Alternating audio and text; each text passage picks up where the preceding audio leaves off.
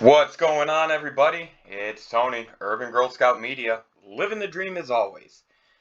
And don't adjust your screens, boys and girls. You are reading the top here correctly. The LA Clippers last night, without Kawhi Leonard, knocked off the Utah Jazz and advanced to their first conference finals in franchise history. So it would be absolutely inappropriate of me to not at least give some congratulations to the Clippers. The last two games, no Kawhi Leonard. Paul George has had to face the demons of playoff P, and he's had to really do it a little bit more on his own than what we may realize. He had some great help from I believe it's Terrence Mann. Yeah, Terrence Mann last night, who had an amazing performance, 36 minutes, and he contributed 39 points. You pile that on top of Paul George's 46 minutes with 28 points, 9 rebounds, 7 assists. But listen, hats off, credit, tip of the cap, whatever you want to call it. The LA Clippers really, they impressed me in this series. They went down early, fought back,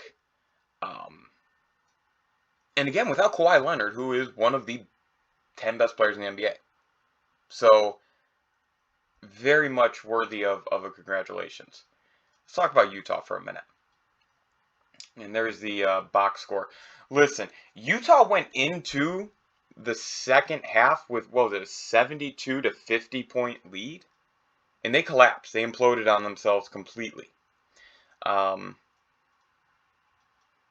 was an absolute choke, in my opinion. But there's a handful of things I think contributed to that in the moment. First off, Donovan Mitchell was not healthy. Mike Conley, first game back.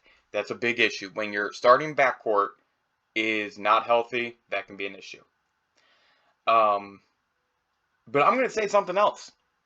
I don't think a team with Rudy Gobert as their second best player with the contract he has, I don't think they can win a championship. We've seen teams the past few years game plan him out of series. And while that may not necessarily have been what happened here in this series, he had a respectable series, wasn't great. I do think there is some truth that Utah needs to face. Donovan Mitchell has exploded on the scene in the NBA. These last two rounds of these playoffs, he has made it clear he's real. He's big time. So I think you have to get some help around him. I really do.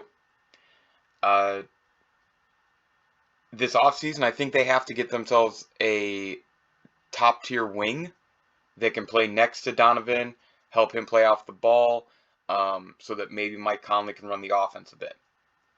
And it's crazy because Jordan Clarkson played out of his mind last night in the second quarter. Just out of his mind. Sixth man of the year. Could not get it done. Joe Ingles, low-scoring game. Derek Favors, pretty much a non-factor. Mike Conley Jr., first game back, pretty much a non-factor. This was tough.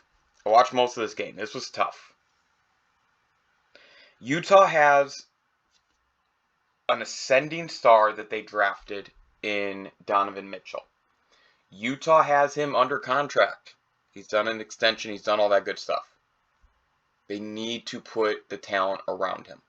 It is time. Just like with Luka, you've got to put the talent around these guys. They are ascending rapidly. Get the talent around them. Or they're going to be very similar to Dame Lillard, where it's year after year of they can get you through the playoff, or they can get you through the regular season and into the playoffs, but after that, pretty much a done data. It was tough. I did not think that the Clippers would be able to take two games back-to-back without Kawhi Leonard. And guys, we may have to revisit this whole playoff P mockery. We legitimately might have to.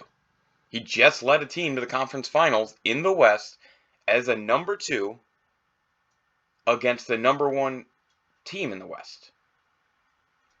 So, But that brings us to the next round. Clippers and Suns. At the beginning of the season, did anyone think that we would see the LA Clippers and the Phoenix Suns in the Western Conference Finals? I know I did not. Not having complete information on Kawhi Leonard, the organization has pretty much done everything they can not to talk about it in public. I don't know how to gauge this series, so I'm going to try and do it in a few different ways. First, if Kawhi Leonard plays every game and is 100%, I think Phoenix can win it in 7. It'd be a great series, perhaps an all-timer. I think Phoenix would take it in 7. And my main reason would be because I think Phoenix is a little more mature and controlled and engaged in their own success than the Clippers are. If Kawhi Leonard is not playing, and I'm basically saying in a all players are healthy, everyone plays every game, like 55-45 split. I'm not talking about this huge gap. If Kawhi Leonard is not playing at all, I think Phoenix takes it in 5. And if he kind of plays sparingly, I think they get it to Game 6. But I do think something to keep an eye out on, Chris Paul and Rajon Rondo. Rondo was a non-factor last night for the Clippers, but he does have history with Chris Paul, and I believe that the Clippers will try to use that. Excuse me. So there you go, guys. Just wanted to congratulate the Clippers, talk about the Jazz, and predict the next round. I think Phoenix wins it. Tell me what you guys think. Thank you as always. This is Tony K with Urban Girl Scout Media, living the dream.